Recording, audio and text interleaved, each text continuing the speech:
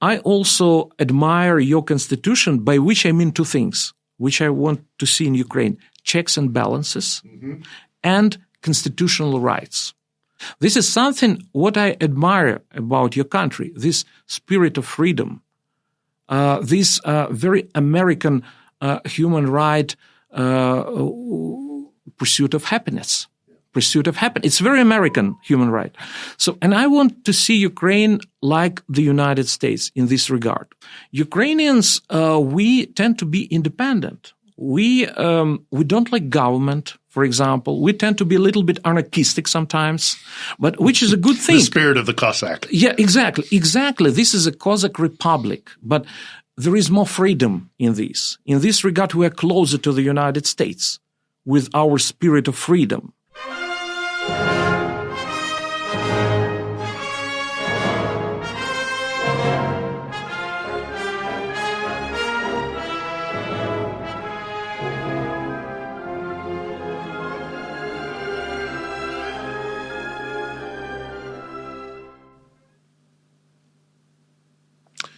So, as is always the case when I am putting together this program, one of my primary concerns is that between filming and publishing, that events might happen which will change the context of whatever it is we discuss. And that has happened this week.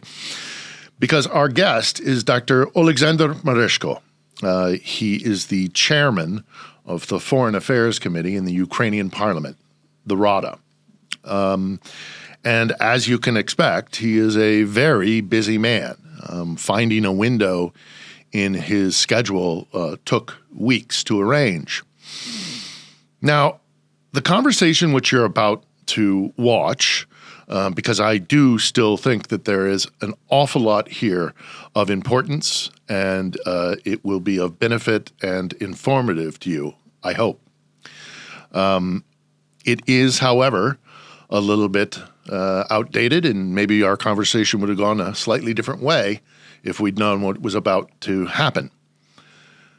Not a day after we sat down, it was announced that U.S. Secretary of Defense Pete Hegseth had given the order to cease shipment of military assistance to Ukraine, notably including artillery shells so important on the front, but also air defense, so important in the cities. And while I can't say that the two things are directly connected, a couple of days later, on July 4th, this city, Kiev, came under intense and vicious attack, starting several fires and blanketing the city in smoke. Nevertheless, also on that day, Dr. Merezhko sent me this statement, signed by over 60 dignitaries from around Europe and here in Ukraine, members of various governments. In it, they urged the Trump administration not to abandon them, to continue to provide the arms and the defenses that this country so desperately needs to fight against an imperial master. They also make the point that both the United States and Ukraine, in their pursuit of finding their own sovereignty and breaking away from colonization, they hold the same ideals, those being life, liberty, and the pursuit of happiness. Normally, I enjoy proudly celebrating Independence Day. I'll put out the flag, I'll order or I'll cook something distinctly American. I'll sit down and watch a historic movie or a show, and I'll reflect on the American project, something I still firmly believe in. I didn't do that this year. I just hope that Dr. Merezhko and all the other brave Ukrainians, which I am so privileged to stand beside, can forgive us. So, Dr. Merezhko, we thank you very much for coming to speak to us here at On the Edge today. It's a great privilege. I appreciate it. Thank you. First and foremost, in your position as the head of the foreign relations part of the Parliament, the Rada, what is your primary goal when you interact with either traveling abroad to meet with other dignitaries or having those representatives come here? What is your primary mission when you interact with your opposite numbers in the world? When we're talking about activities and powers of our committee, we perform several functions. One of them is, of course, about ratification and denunciation of international treaties, which is extremely important because international treaties are part of our legal system.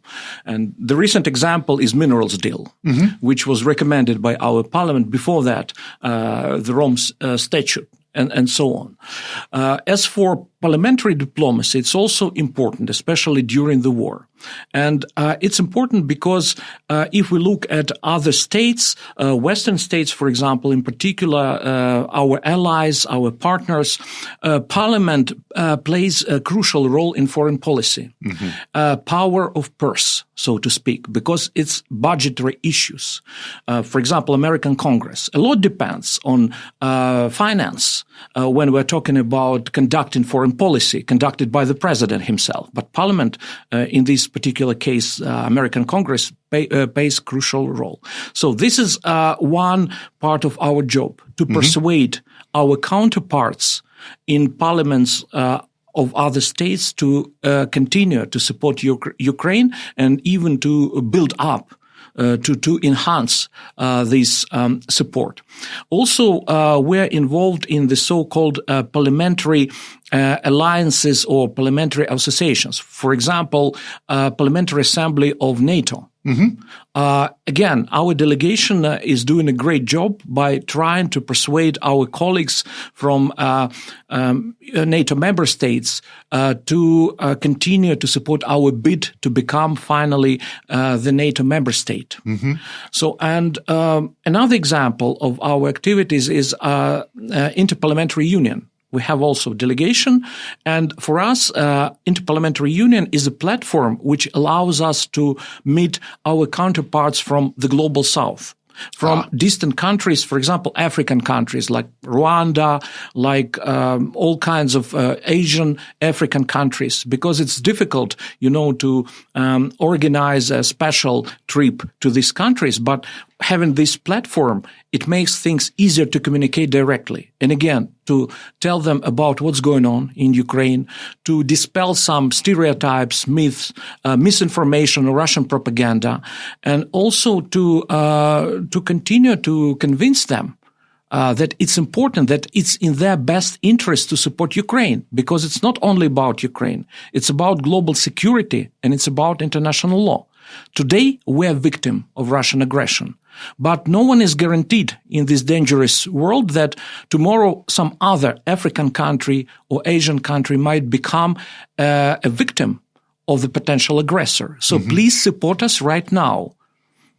Why do you think it is so difficult sometimes to convince other nation states that not only is it possible for Ukraine to succeed in this war, to defend itself, but also to be a functioning state? Why is it that Ukraine has to go to the world to convince them of this? And why do you think it's been so difficult to get that message out? A lot depends on concrete political and economic interests of the country, because each country is guided by its own interests. For example, we don't have to persuade our closest friends like Baltic states or like Poland, because they know from their historical experience what it's like to deal with Russia or even to be under Russian occupation. And for them, it's a matter of their security. They're too close to Russia. They understand that if we fail, the danger is that they might be after us. Yes. And the thing is also that Russia is trying to establish hegemony or domination in Europe. So, and these countries, you don't have to persuade them. They come, their delegations come to Ukraine, and the first question which they ask, how can we help you? But when we talk about countries, distant countries, which are far away, they sometimes might have their economic interests related to Russia, like trade, like oil, like gas, and they view it as some kind of distant war in Europe. They don't care much. And at the same time, sometimes we appeal to the values, which are very important also, because Ukraine is fighting also for certain values like democracy, like human rights. And for instance, such distant countries as New Zealand or Australia, again, we don't have to persuade them because we have common values. And they are very eager to help us, to provide us with help. On the other hand, there are countries which have like in Africa, for example, which are flirting with Russia and China economically, politically, and they pretend that they're neutral. But the reality is that they have, I would even say, selfish interests, which they put in the first place above values, above international law. And for such countries, it's more difficult to deal with. And that's why we need to come up with a persuasive enough argumentation for them. Sometimes it's difficult, but, I'm an international lawyer, and for me, it's a bit easier because I'm using international legal arguments and trying to prove them that it's in their best national interests to support Ukraine. Because thereby they're supporting international law, international legal order. Well, and some of these countries, as you mentioned, might have a neighbor that might look at what Russia does as a green light to also do. I know the Taiwanese, for example, have been closely monitoring what's happening here in Ukraine. What has been effective in you getting your message out, and where have you found difficulty in trying to not only get the message out, but also to create relationships? Yes. First of all, when we're talking about different regions, we need to adapt our arguments to specifics of these regions. There may be history, culture, their world outlook, and so on. In Europe, it's easier because, again, the issue of Ukraine is issue of all European security. Unfortunately, some countries, Hungary, they don't understand this, and they're trying to play the game with Russia and China, which is not fair, not only with regard to Ukraine, but also with regard to general or common European security. So with Europe, it's easier to deal. They understand, at least most of responsible politicians and countries, they understand the need to support Ukraine because we play the role of shield of Europe right now. It's more difficult to deal with African countries, but I have noticed one peculiar thing. Those African countries, which are democratic countries and pro-Western, they have no problem and they support us wholeheartedly. If we're talking about authoritarian regimes, it's more difficult because they associate themselves with authoritarian Russia or China. And it is a problem. Again, it's a problem not only of interest, but also values. Certain common values. When we're talking about Asia, for instance, I participated in a delegation. We have a special status of observer at ASEAN Parliamentary Assembly, and we met lots of delegations from different Asian countries. And I have noticed also one interesting thing that sometimes you can unexpectedly meet someone from the Asian countries who understand you. I can give you a very simple example. Vietnam. Okay. Vietnam. We talked to the delegation from Vietnam, and they are very clear on support of Ukraine when it comes to our territorial integrity and sovereignty. They make very good statements in support of Ukraine because they understand that when they support us, they support also their interests. They don't want to become a victim of big neighbor That's why they understand us. And you're absolutely right. If we're talking to representatives of a small country in the Middle East or in Asia or in Africa, which lives in the shadow of big aggressive neighbor, the chances are that this country will support us. But when we're talking about bigger state, which is authoritarian, which has economic interests with Russia, unfortunately, they tend to maybe even to ignore, or at least to pretend to be quasi-neutral. They might say, we're for peace, but it's abstract. To me, it's a hypocrisy, because how can you be neutral when you have very clear-cut crime? Aggression is a crime. Genocide is a crime. When you have a victim of this crime and the perpetrator, you cannot be neutral. You cannot pretend. It's hypocrisy.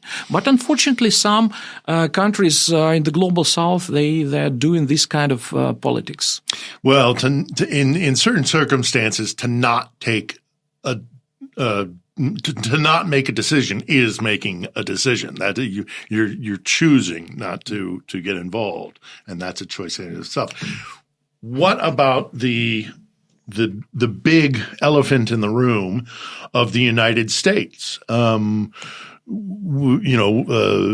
the Biden administration, now the second Trump administration. America has been a supporter of Ukraine so far, but a rather reluctant sometimes supporter. How concerned are you about American disengagement from the conflict here in Ukraine?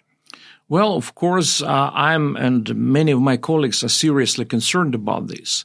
But at the same time, we should understand several important things. First of all, we still believe in the United States because we're talking about the country. And a policy of the president, of the current president, it's not like the whole United States.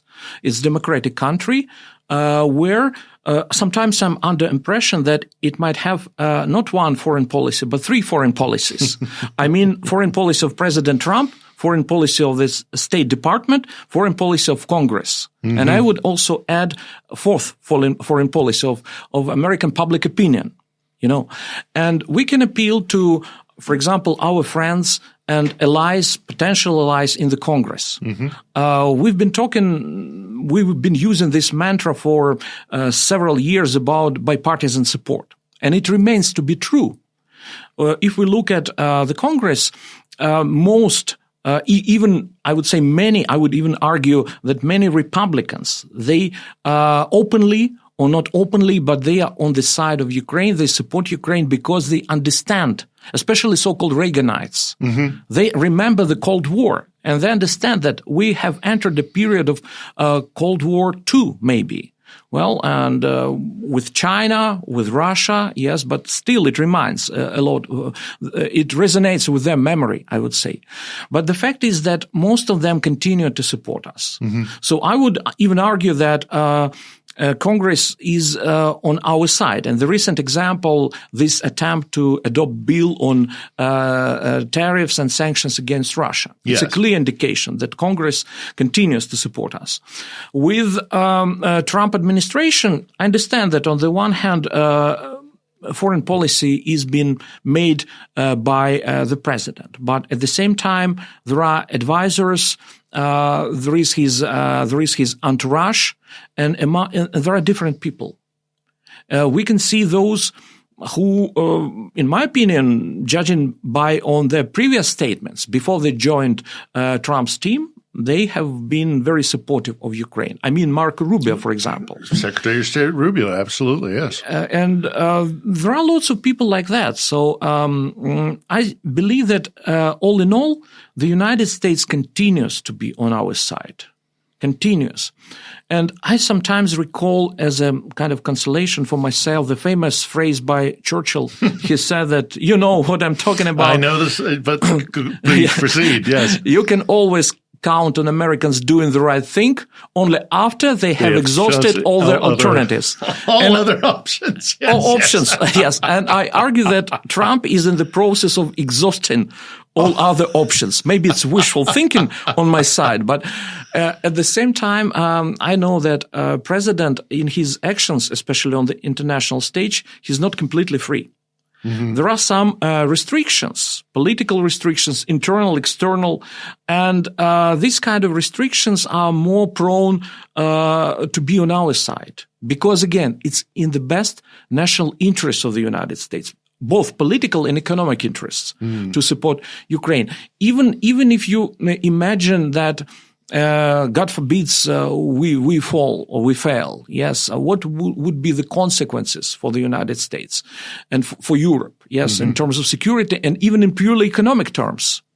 You know that the United States will have to pay much more to strengthen the eastern flank of NATO, for example. It will be much more expensive. So even from the point of view of economic common sense, from the point of view of costs and benefits in economic terms, it's better to support Ukraine and to double down on our military support. It's the cheapest and the most reasonable approach.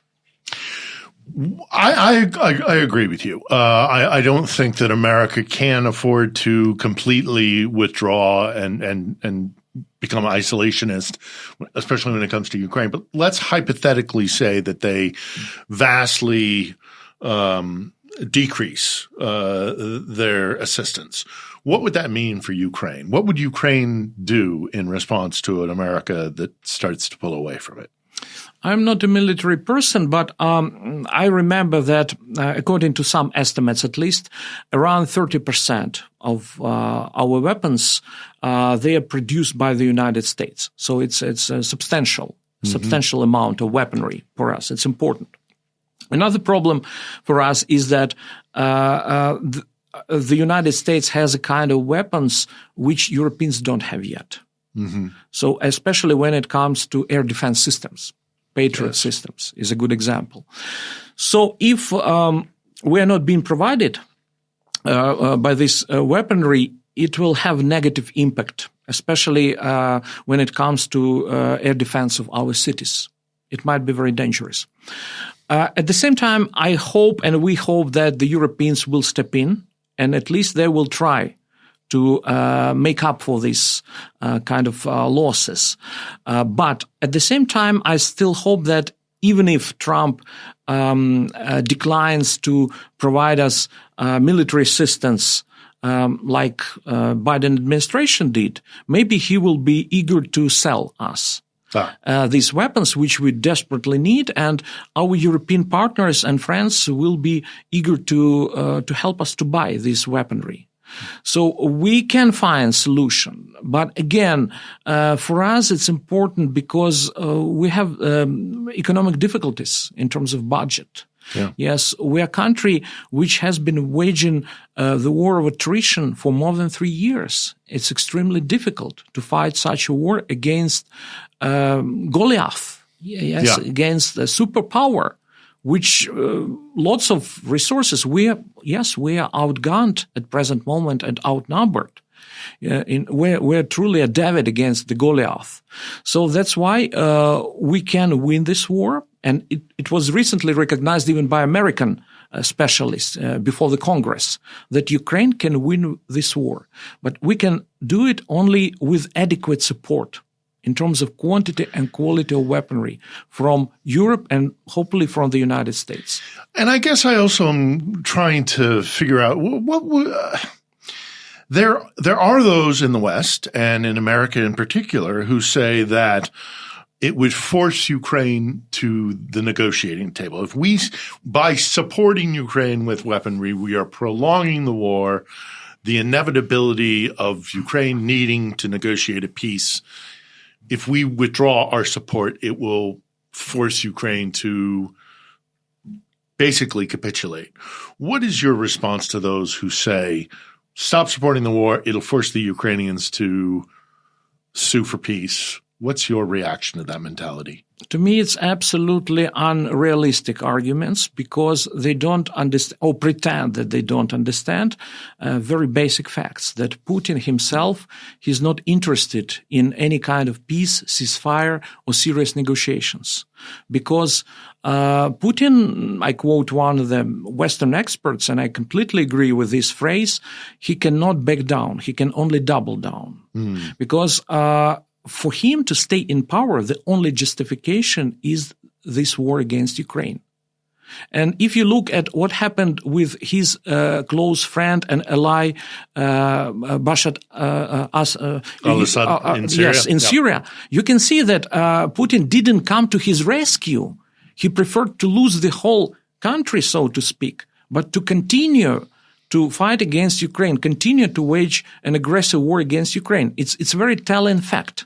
It's very telling fact because it has many reasons. It has geopolitical reasons for Putin because he is trying to restore empire. It has historical, ideological, psychological reasons all at once. In the sense of Ukraine being the birthplace of Rus and the and the cornerstone of their empire and their identity as imperial. Absolutely. One of my friends who was historian, he said that without Ukraine, Russian history doesn't make any sense.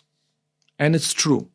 It's true. At least it's kind of ideological, propagandistic justification for Putin in his kind of, in his world, in his mind. That's why, and geopolitically, Ukraine allows to have Russia, if Russia wants to be empire, and quoting Brzezinski's famous phrase, that Russia cannot be Eurasian empire without Ukraine. Ukraine, it's no coincidence that Sergei Plokhy calls it the gate of Europe. And this is the gate for Russian empire, to restore Russian empire and to have control, to have influence over the whole Europe. He cannot be, he cannot restore Russian empire without Ukraine. So it has many reasons. And that's why we should be realistic about the fact that Putin is not going to stop. He only can be stopped if Ukraine is provided weaponry and if we receive reliable, ironclad, so to speak, guarantees of our security. And the best such guarantee is NATO membership. NATO membership. And for me, it's the cheapest and the most reasonable way to stop Putin and to restore semblance of peace in Europe. That makes a lot of people very nervous, though, that the idea of Ukraine and NATO, because, of course, Article 5 would mean if the Russians did come again for Ukraine, it might instantly draw NATO in. What's your reaction to concerns of that nature by people who My argument, and I'm absolutely confident about this, imagine a situation that Ukraine tomorrow becomes a NATO member. It would definitely stop Putin. Why? Because Putin, he realized that he is not capable militarily, by military hand, to destroy Ukraine. And he's not suicidal. And he understands that Ukraine being part of NATO plus 32 countries, it's a huge danger for him. Look at the example of Finland. Putin has always been using this argument, this is about NATO enlargement. And his useful idiots in the West, they repeat this narrative that it's the reason, root cause, yes, as they call it, is NATO enlargement. But look at Finland. When Finland and Sweden decided to join NATO, Putin didn't do anything. And the process lasted for almost a year. If Putin was sincere about his idea about NATO enlargement, he would attack. From perspective of his logic, he was supposed to attack Finland and Sweden just for trying to become NATO member. He didn't do it, which means that this argument about NATO enlargement doesn't make any sense. And second lesson to be drawn from this situation is that Putin is afraid of NATO. He's in panic. He had scared himself to death with NATO.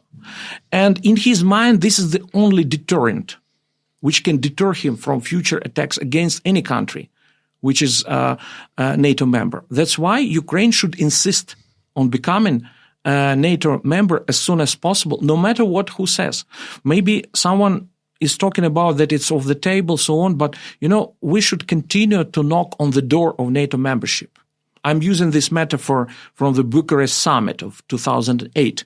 The doors of NATO are open. So please open, please be consistent, please follow through, deliver on your promise, and open these doors of NATO for Ukraine to save us. Well, let's see what happens and hope for the best. Are you getting traction? Do you get that message across? Do you think people are starting to come around to the idea of Ukraine in NATO? Are you getting any success on that effort? At least we continue to try. For example, we have from time to time online meetings with our counterparts, committees of foreign affairs of different parliaments. And we consistently raise this issue. We should keep it on the agenda, because I would never forgive myself if we ourselves stop talking about this. No matter what others say, they might be skeptical, they might come up with different counter-arguments, but on our part, we have no moral right to stop talking about this, which we continue to do. And in those terms, you mean you have a moral obligation to your citizens, or you have a moral obligation to the rule of law or to United Defense? Where is that moral obligation? First of all, it's a moral obligation with regard to our country, our nation, because we are fighting for our survival. And it's the best tool, it's the best mechanism to guarantee our survival to join NATO. Second, of course, it's an obligation towards security in Europe. It's also important because Ukraine as a member of NATO will enhance European security. We are not a burden for NATO. We can make a very considerable contribution. Our battle-hardened army is the only army in Europe, in the world, which is beating Russian army. The second, so to speak, army in Ukraine. Yes. Now in Ukraine. Yes. So it's in the best, again, interest of European security also. You famously put forward a nomination for Donald Trump to win the Nobel Peace Prize, and you actually went through the entire process of submitting that nomination to the board. But you've subsequently withdrawn that nomination. Tell me about that process and your decision making. Yeah, it's a very interesting story, by the way, which made some headlines, of course. Yes, but initially, my idea, I knew that Trump is going to be elected. I heard it from different sources, and I understood that he had very good chances. And I believe that we need to try to establish good contacts with him. Yes, and the question is that how to do it. And by nominating him, my hope was that he would choose not to be Neville Chamberlain, but FDR, Franklin Delano Roosevelt, in terms of helping Ukraine. That he has potential to put an end to Russian aggression, but not by the way of appeasement, but by the way of just peace, as I put it in this letter, nomination letter, just peace firmly based on the UN Charter and principles of international law, among which are territorial integrity, of course, and sovereignty of Ukraine. It was my hope initially. And at the Were you kind of playing on his ego a little bit? He does like to be given accolades. From what I know, I read lots of literature about Trump and the books written by him, also trying to figure out his character. And I understood that he cares a lot about prestige. Yes, he considers himself to be a brilliant deal maker, as he put it, an artist of deal making. The art of the deal. And he has this goal to receive a Nobel Peace Prize because he often is talking about this. He is comparing himself to Obama implying that Obama got it for nothing. I did something. I didn't receive it. So, and we dealing with other politicians or statesmen, we have to take into consideration their psychological traits. That's why even politically, I think it made some sense at least, even though I've been criticized for that. But it was my personal decision. It was my personal risk. And the same about withdrawal, because, I started to think about it seriously, and journalists also were asking me these questions. Are you going to withdraw it after this event in the Oval Office? Yes. After that, I started seriously. With President Zelensky. Yes, because, I gave lots of interviews about this, and I said on the first day after this situation, to put it mildly, and I said honestly that I'm proud of my president. I'm truly proud. And I couldn't agree with Trump the way he behaved, because even if you disagree with your guest, there are rules of principles of hospitality. You could say something, Mr. President, I don't agree with you, but let's discuss it behind the closed doors. And I would respect Trump for doing that. I respect politicians who are honest and firm in their convictions. It didn't happen, and after that came this another very kind of case, unpleasant, so to speak, when he cut off intelligence sharing, and also weaponry. To me, it came as a shock. To me, and I also started to think seriously about this. But the final straw, actually there were two, so to speak, final straws before I took this decision and sent this letter about withdrawal of my nomination. And I did it on the first day when I came to Strasbourg. I did it from the Peace Palace, which is symbolic in itself. Trump didn't deliver on his promise to impose sanctions on Russia after 2 weeks. He said 1.5 or 2 weeks. He didn't deliver. And for me, I was waiting whether he would follow through on his promise or not.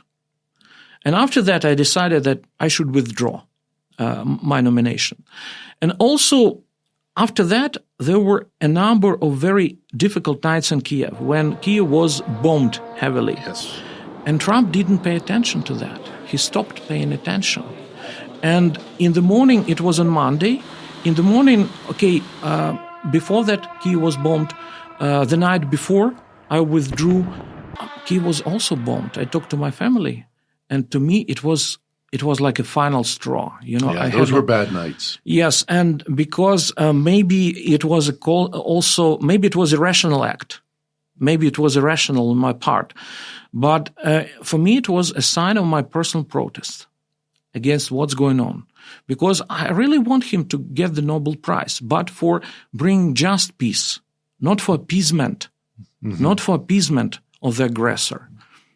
I have contacts in the U.S. intelligence and defense and security organizations from all my time covering wars and what have you. And I have heard expressed from those sectors some concern, very serious concerns in some cases, that Donald Trump himself might be compromised by the Kremlin. Certainly he has members of his cabinet, Tulsi Gabbard in particular sticks out. Even J.D. Vance has made some very pro-Russian, has expressed some very pro-Russian talking points. How concerned are you that Washington, D.C. has been infiltrated by the Kremlin? Well, it's hard to say. This is a kind of question I've been thinking a lot, but I don't have any proof, any answer to that. But my argument would be that since Trump managed to become the American president for the first time and second time, I trust American intelligence service. And if if he was, for example, somehow related to Russia or dependent on Russia, I think they would do everything to prevent it from happening. That's why I don't believe that he's a Russian agent or something like that. But at the same time, I think that it's in line with his general attitude, America first. Yes, he openly says, "I'm a businessman," and he thinks in terms of costs and benefits. But geopolitical thinking is different from business kind of thinking. That's why, from my point of view, sometimes he makes, again, subjective point of view, mistakes with regard to Russia and Ukraine. Another thing is Witkoff, Mr. Witkoff. I understand that Trump trusts him because he's his friend. But Mr. Witkoff is not experienced diplomat. He's also a businessman. And that's why the statements and talking points which he shares with regard to Putin, how Putin prayed for Trump's health and so on, they're very naive, to say the least. And this is the danger, because sometimes I'm under impression that Witkoff is viewing the whole situation through the eyes of Putin. And in turn, Trump, by trust in Witkoff, sometimes also is viewing the whole situation through the eyes of Witkoff, And this is very worrisome for me. This is very worrisome. That's why I think it would make a lot of sense for Trump to come personally to Kiev and to see what's going on. And even before he was elected, I openly, through one of the newspapers, American newspapers, had invited him to come to Kiev. President Zelensky also several times has invited Trump to come to Kiev. President Biden, when it was still dangerous, he had enough courage to come to Kiev. I remember that day, and it went down in history. And that's why my idea was that if Trump really cares about how he will go down in history, and he wants to truly overshadow President Reagan and even President Kennedy, the best thing to do is to come to Kiev and to say that I'm on your side, to repeat what Kennedy once did in the midst of Cold War. Ich bin ein Berliner. Or Reagan, when he said, Mr. Gorbachev, tear down that wall. I was a teenager at that time. I lived in East Berlin, and I saw it on Western German TV. I didn't understand. I knew some English, but that phrase, it was burnt in my mind. Mr. Gorbachev, tear down this wall. Sometimes you can, being a president, you can just utter one phrase, very powerful, and it can change the whole political reality. And I'm sure if he would come to Kiev and he would say something like, I'm Ukrainian, yes, or I'm with you, it would lead to Putin's regime to crumble. And it would bring the war to the end. Well, I would love to see that happen. And I hate to kind of rehash this, but just before we move on, you mentioned that there are certain things that have been said by the Trump himself or the Trump administration that are clearly parroting Kremlin talking points. They've made equivalency by the cause of the war that both Ukraine and Russia are responsible for this war, not recognizing that there's a clear aggressor in the form of Moscow. Again, just another chance here. How concerned are you that somehow the Kremlin has their talking points inside the Trump administration, and they do seem to find fertile ground, their talking points inside the Trump administration. How much pause for concern does that give you? Yes, I'm absolutely concerned about that, especially when officially Trump is trying in his official rhetoric to put on the same level as the victim and the aggressor. It's wrong from perspective of international law. It's political mistake because you cannot do it. You cannot blame the victim. It's extremely dangerous. I've been wondering why Trump is saying this.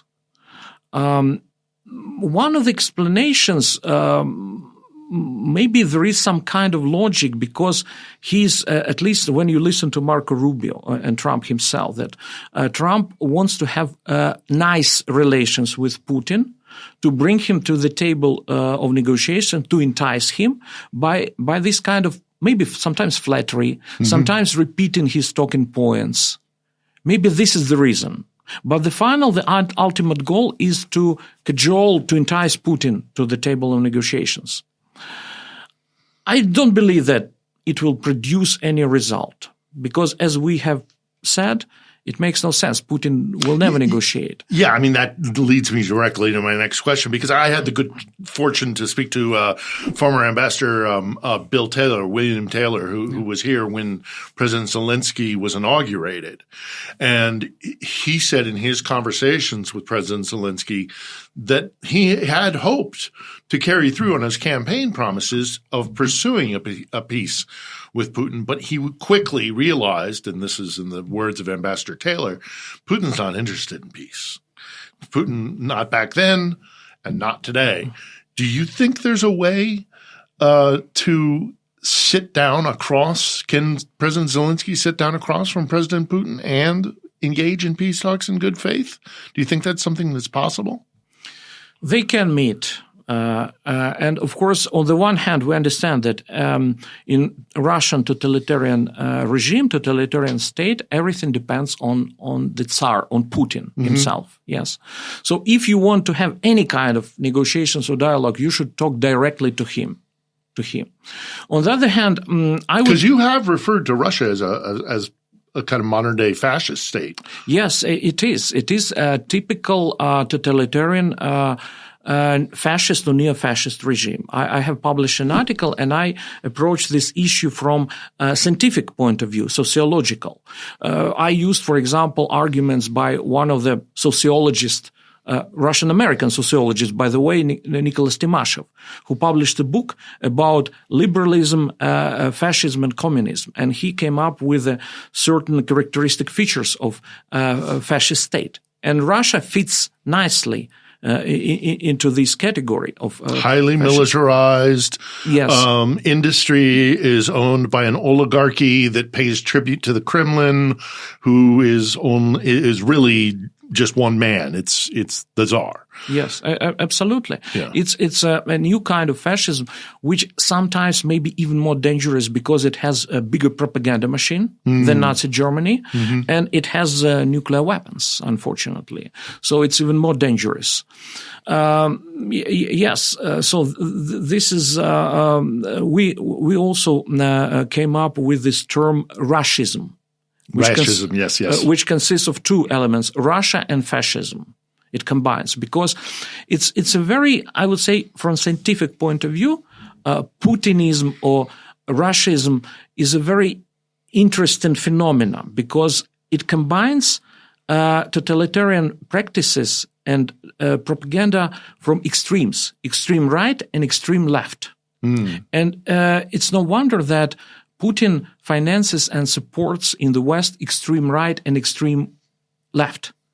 And these parties like Alternative for Germany, for example, it's very typical. It's part of his kind of neo-fascist ideology. And another peculiar feature for contemporary Russian fascism and for Putin as a Führer of this movement is that they accuse others of being Nazis, It's kind of psychological projection. When you accuse someone else for what you are, that's why it's very dangerous. And the West should understand this danger. Yes, we're dealing, and you can draw lots of parallels comparing with the history of the Second World War. Putin, he's like Hitler who invaded Poland. Now Putin invades Ukraine, or the Blitz, 1940.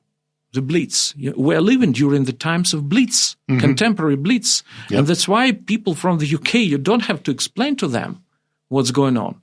They have it in their historical memory. Their grandmother, their grandfather lived through the Blitz. Yes. They can sympathize with. The British recognize themselves in us especially when they come to Ukraine and see for themselves. And when you take a picture, one of my first tweets was when the full-scale war started, I just took 2 pictures and put it on the tweet. One picture was taken in the metro of Kharkiv with people inside using as a bomb shelter, and picture from the tube, the British metro. Yes. And I just put them together, and, you didn't have to have any words to explain what's going on. Well, as victims, as one of the most egregious victims of Russian fascism, what recommendation do you make for the rest of the world in dealing with a fascist Kremlin and a dictator like Putin? What's your recommendation to the international world dealing with this as a victim of their violence? Yeah, I reread actually a book by a Polish international lawyer, Emil Stanisław Rapoport. Mm-hmm. And in 1945, he published a book about German Nazi regime. And he gave a recipe, prescription, what is to be done with such totalitarian fascist states. Quarantine, isolation, first of all. If you want to change them, you should isolate them in terms of information also, not to allow them to spread their propaganda, because it's very contagious, as we can see. Isolate diplomatically, politically, and economically, because Russia has enough resources to continue to wage aggressive war against Ukraine, because it gets money for its oil and gas. Mm-hmm. If we want to stop the aggression, we should stop Russia from receiving profits for selling its oil and gas. Yeah, absolutely. Let's move on to another topic that I think is important. But before we do, by the way, that propaganda of Nazism has been utilized here in Ukraine. That's been spread that Ukraine is filled with Nazis. And before we move on, and I mean, there are, in the legislative body that you are a member of, there aren't representatives of far-right Nazi groups. They got less than 3% of the vote, I believe, was in the last election before martial law. So yes, I whenever they're making accusations of Nazism against Ukraine, it's oftentimes reflected in their own existence in their own society. But let's talk about the Rada for a moment here. I've had the good fortune of meeting some members of the parliament and speaking with them here, and there is solidarity in the Rada, but that's not normal for the Rada. It is things can get heated between different parties within the Rada, but for now it seems to be staying together in solidarity. Talk to me a little bit about that, and is it sustainable that the Rada remains unified and doesn't fall into infighting?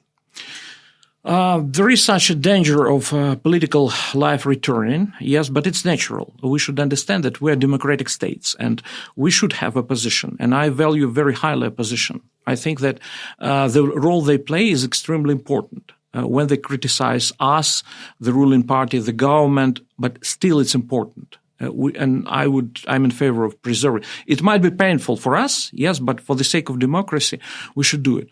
At the same time, I'm nostalgic about the first year after the full-scale invasion in terms of political life in Rada.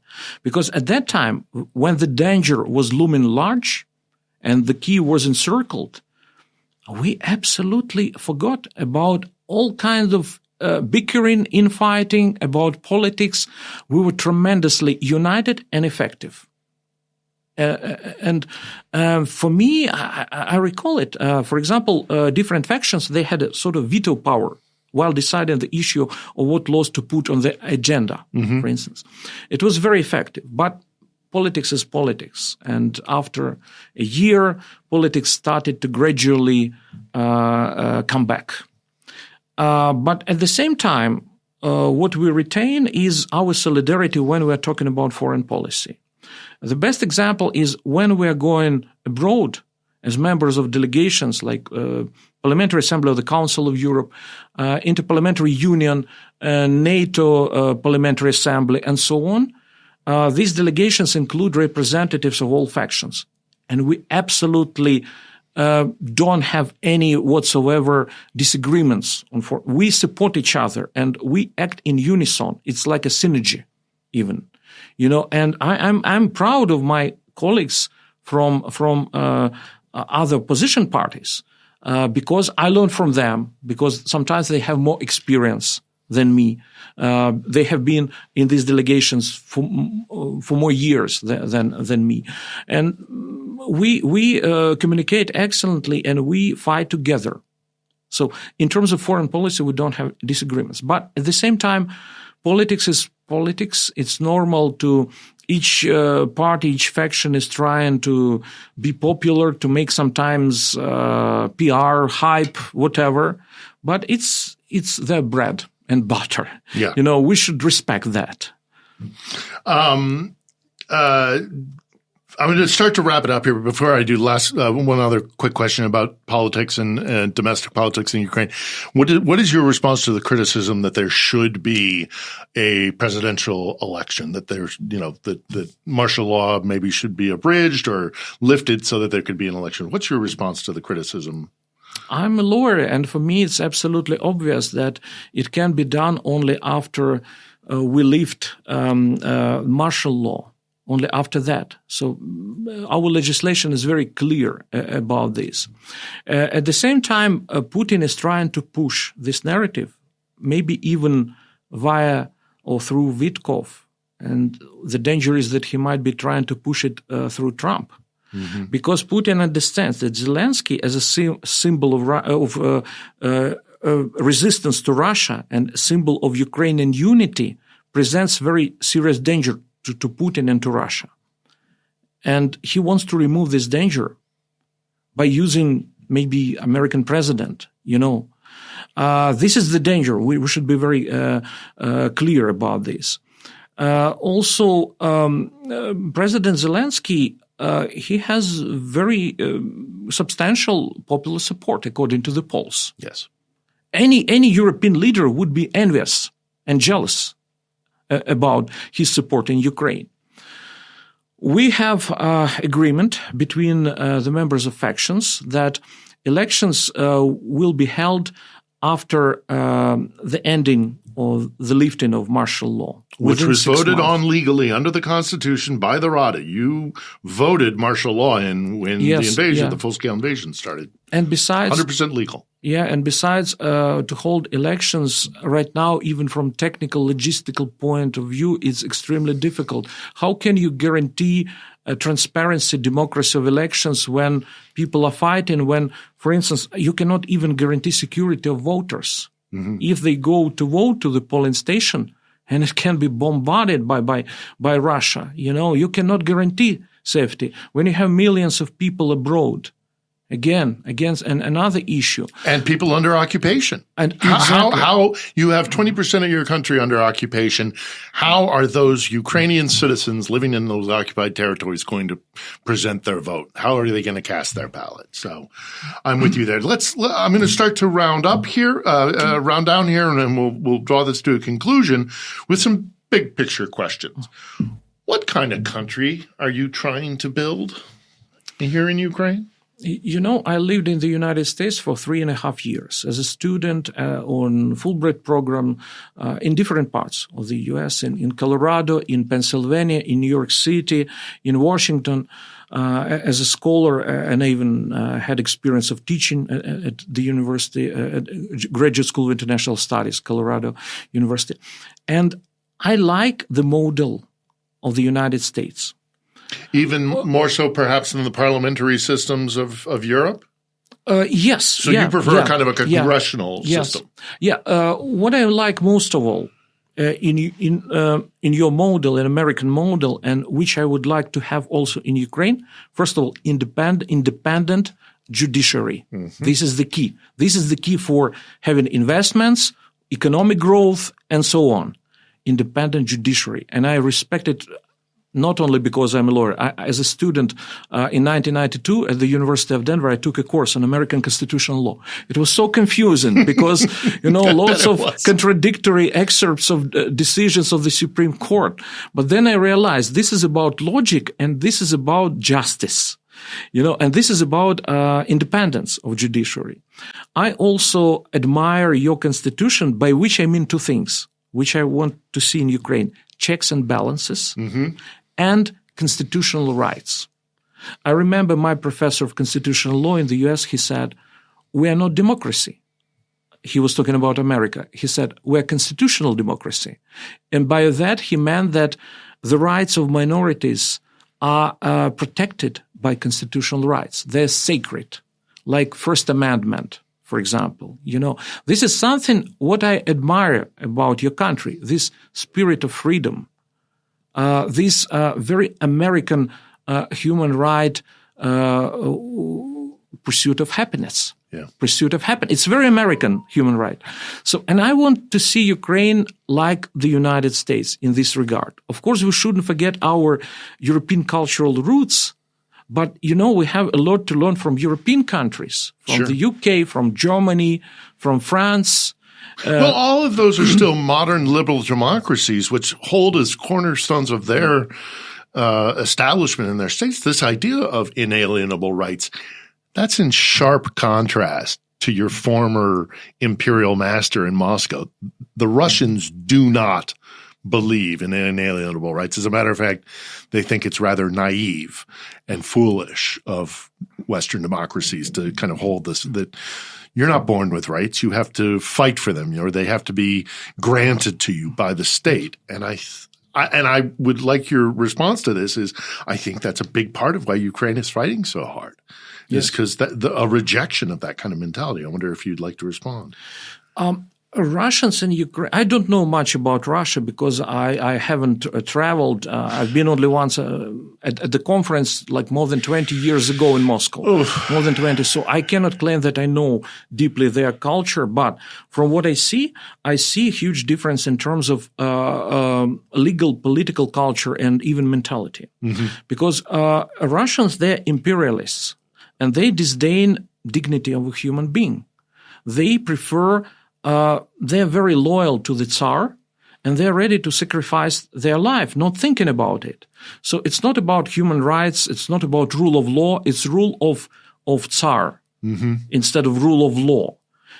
So it's a very different political and legal culture from what I see. Ukrainians, we tend to be independent. We don't like government, for example. We tend to be a little bit anarchistic sometimes, but which is a good thing. The spirit of the Cossack. Yeah, exactly. Exactly. This is a Cossack republic, but there is more freedom in this. In this regard, we are closer to the United States with our spirit of freedom, and even the fact that if you look at the elections, you see that Ukrainians don't like someone to stay in power for very long, be it president or the parliament. Yeah. They enjoy to punish in this way during the election, yes, and to bring new politicians. Well, this current circumstance is exceptional. So this is, but they've had, Ukraine has had a number of presidents since the fall of the Soviet Union, and Russia has had two. Yes, exactly. Second to last question is, and it follows on with what do you want to build internally within Ukraine? Where do you see Ukraine after the war on the international stage, on the global stage? Where would you like to see Ukraine placed? Excellent question. I think we should think about it now, even though we are struggling for our survival, but we need to have this vision for the future. I believe that Ukraine can be one of the leaders of Europe because, first of all, we are, as it was famously stated by Ukrainian-American historian Serhiy Plokhy, the gate of Europe and the shield of Europe, I would add. So it's already our historical mission in Europe to be a shield. And also we can be one of the leaders in Europe. And I believe that it gives us a chance to have economic transformation. I want to see, for example, to use maybe experience of Singapore in terms of economic reforms, for instance, and we need to change. I would like to see. I'm professor of international law, and I would like to see, for example, branches of leading American European universities in Ukraine, because our next challenge after the war will be how to not to lose a young generation of Ukrainians. Mm-hmm. If we lose, we will not have future. That's why it will be a challenge how to create conditions for them and opportunities to turn our country, like the United States, into a country of opportunities, especially for young people, so that they would stay and would be interested in developing, in transforming their country. So, and we already won respect of European countries because they understand that we are one of the guarantors of all European security. That's why I think that Ukraine's future is bright, but it will ahead of us other difficult challenges, other difficult problems, but we will overcome in the final analysis. Well, and the last question is related to that in the sense that I don't think people understand the suffering of Ukraine throughout its entire history. There have been just the ground is soaked with blood in Ukraine.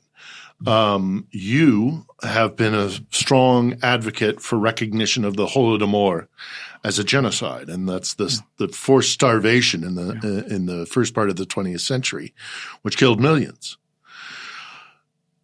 You say there's a bright future for Ukraine. In the recognition, however, of the suffering of Ukraine, are you hopeful that you can heal the pain that you're going through currently, the pain that you have gone through with things like the Holodomor, which is there is generational pain and trauma in this country.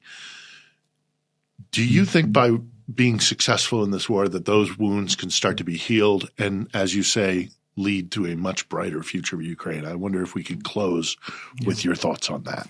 It's a very profound question. Because, yes, it's true that each generation of Ukrainians had its own tragedy, a huge tragedy. And it's no coincidence that Timothy Snyder, he entitled his book Bloodlands. So in Ukraine is in epicenter of historical events and tragedies. Mm-hmm. What we understood with the full-scale invasion, when the delegation of parliament, members of parliament, we came after the president came to Bucha and Irpin, our delegation came after that, and what we saw, we realized that it's continuation of the genocidal policy of Russian Empire. So the kind of genocide which Russia is committing against Ukraine right now is continuation of Holodomor as a genocide. It's two parts of the same story. It's historically it's continuation of the same imperialistic genocidal policy. And it's a huge trauma because such tragedies which lead to murder of many decent people who otherwise would be able to build new Ukraine. Mm. We lost like in 30s, in 40s, we lost the whole generation, the so-called executed generation of writers, poets, and this war also leads to, unfortunately, many casualties among the best people of Ukraine because they were the first to stand up for Ukraine and to fight for Ukraine. And many of them, unfortunately, are not with us. I understand that ahead of us is a big trauma because right now we don't, it's like in the fighting when a person, a human being, is so much preoccupied with fighting that he doesn't notice wounds. The person will start feeling the wounds only after the fight came to an end. And the same will be with us. After the war, we only will start to feel these wounds, social wounds, wounds in terms of loss of lots of the best Ukrainians. And we'll have somehow to deal with it and to live with it. It will be also another challenge for us. But, I'm somehow, if we can draw any lesson from our tragic history, the lesson is that despite all odds, despite all tragedies, somehow Ukrainians managed to survive. We are survivors, after all. And I believe in this spirit of being survivor of Ukraine and Ukrainians. And this is something which gives me hope and optimism.